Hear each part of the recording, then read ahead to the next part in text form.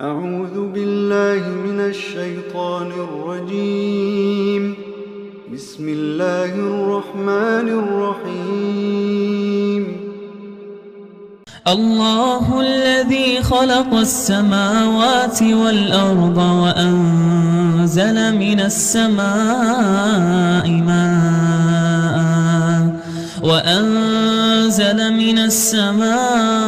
ماء فأخرج به من الثمرات رزقا لكم وسخر لكم الفلك لتجري في البحر بأمره وسخر لكم الأنهار